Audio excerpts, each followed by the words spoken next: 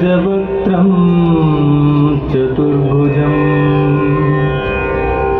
पाशाङ्कुशधरं देवं ध्यायेत् सिद्धिविनायकम्।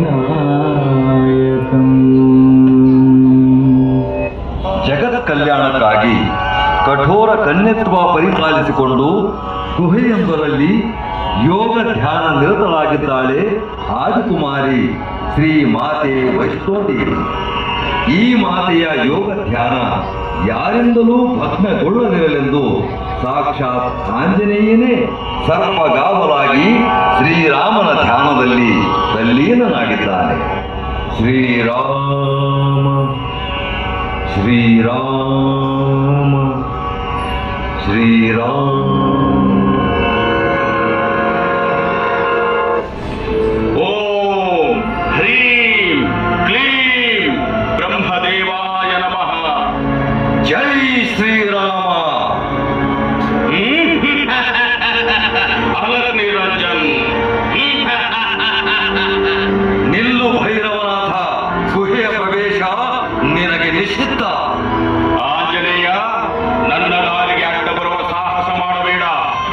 ಏ ಮೂರ್ಖ ಭೈರವ, ಮಾತೆ ವೈಷ್ಣೋದೇವಿಯನ್ನು ಸಾಮಾನ್ಯ ಕನ್ಯೆ ಎಂದು ಭಾವಿಸಬೇಡ.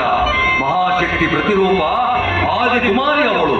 ಶ್ರೀಮಾತೆಯ ಯೋಗ ಧ್ಯಾನಕ್ಕೆ ಭಂಗ ತರದೆ ನೀನಿಲ್ಲಿಂದ ಹೊರಡು ಮೊದಲು. ಏನು ಬಂದ ಕಾರ್ಯವನ್ನು ಸಾಧಿಸದೇ ಹೊರಡುವುದೇ? ಸಾಧ್ಯವಿಲ್ಲ. ಇಂದು ವೈಷ್ಣೋದೇವಿಯ ತಪೋಭಂಗಗೊಳಿಸಿಯೇ ತೀರುತ್ತೇನೆ. ಅದನ್ನು ತಪ್ಪಿಸಲು ಯಾರಿಂದಲೂ ಸಾಧ್ಯವಿಲ್ಲ.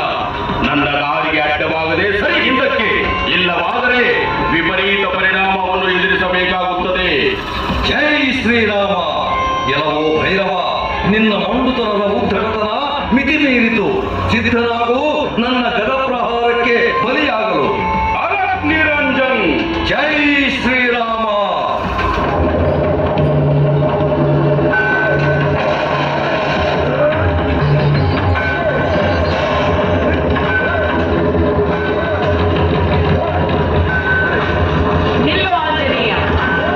ನನ್ನನ್ನು ತಡೆಯಬೇಡ ಮಾತೆ. ನಿನ್ನ ತಪೋಭಂಗಗೊಳಿಸಲು ಬಂದ ಈ ಭಂಡ ಭೈರವನ ರುಂಡವನ್ನು ಮುಂಡದಿಂದ ಬೇರ್ಪಡಿಸದೆ ಬಿಡಲಾರ ಈ ಆಂಜನೇಯ.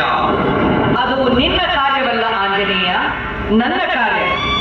ಈ ಮದೋನ್ಮತ್ತ ಭೈರವನ ಅಹಂಕಾರವನ್ನು ನಾನು ಸಂಹರಿಸುತ್ತೇನೆ.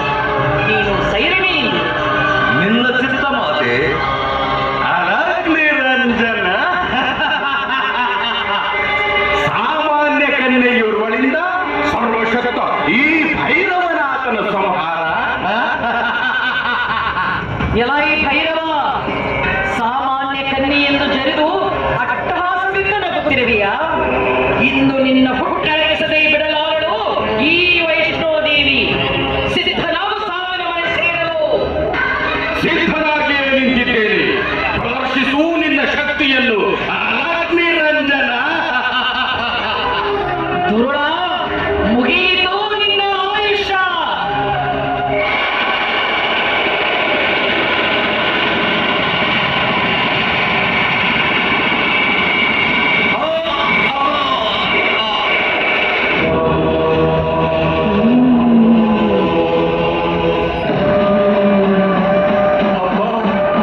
ವೈಷ್ಣೋದೇವಿ, ಶಾಂತರಾಗಮ್ಮ, ಶಾಂತರಾಗು.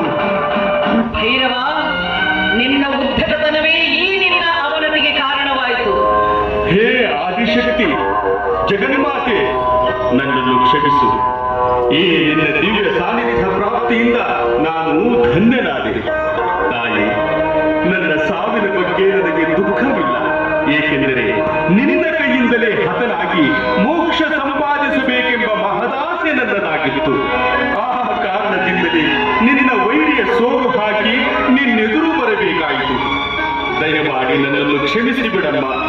ನೀನೀಗ ನನ್ನನ್ನು ಕ್ಷಮಿಸದಿದ್ದರೆ ಸಮಾಜ ನನ್ನನ್ನು ಪಾಪಿ ಎಂದು ದೂರುತ್ತದೆ, ತಿರಸ್ಕಾರದ ನೋಟ ಬೀರುತ್ತದೆ. ಆ ಅಪವಾದ ನನಗೆ ಬೇಡವಮ್ಮ. ಭೈರವ, ನೀನು ಬಯಸುವುದಾದರೂ ಏನನ್ನು? ಅಮ್ಮ, ನೀನು ಮಮತಾಮಯಿ, ಕ್ಷಮೆಯ ಧರಿತ್ರಿಯಾಗಿರುವೆ. ಆ ಕಾರಣ ಜನ ನನ್ನನ್ನು ನಿನ್ನ ಶತ್ರು ಎಂದು ಭಾವಿಸದಂತೆ, ಪಾಪಿ ಎಂದು ಕರೆಯದಂತೆ ಅನುಗ್ರಹಿಸಮ್ಮ. ಭೈರವನಾಥ, ಅಂತ್ಯಕಾಲದಲ್ಲಿ ನೀನು ನನ್ನನ್ನು ಅಮ್ಮ ಅಮ್ಮ ಎಂದು ಕರೆದು ನನ್ನ ವಾತ್ಸಲ್ಯವನ್ನು ಸಂಪಾದಿಸಿದೀಯ.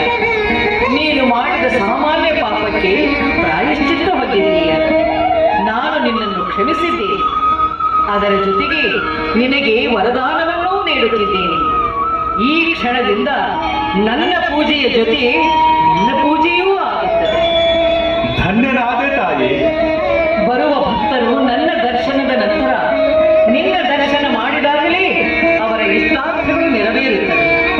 ಭೈರವ, ಕೊನೆಯದಾಗಿ ನಿನ್ನ ಇಚ್ಛೆ ಏನಿದೆ ಕೇಳು, ನೆರವೇರಿಸುತ್ತೇನೆ.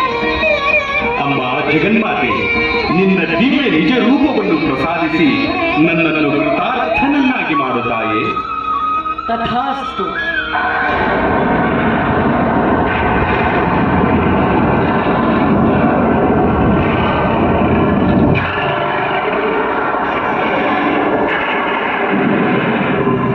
तूने